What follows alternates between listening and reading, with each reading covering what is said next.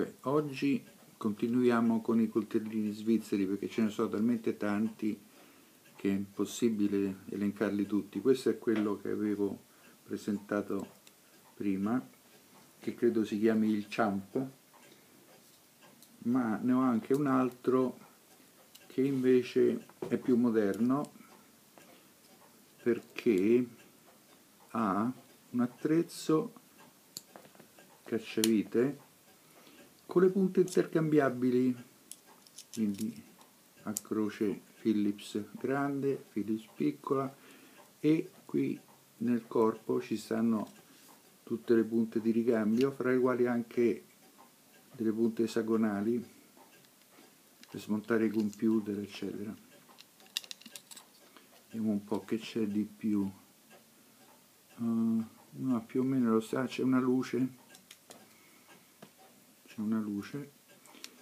e più o meno siamo lì.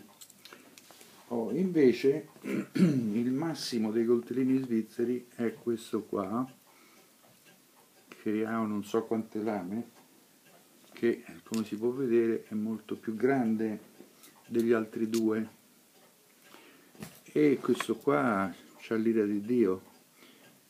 Differenze, forse questa roncola,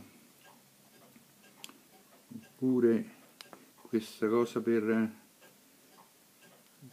tagliare piatto. Ci sono talmente tante cose che uno si dimentica pure che sono. Questo qua è il solito cacciavite. Che c'è di differente? Più o meno siamo lì, vicine,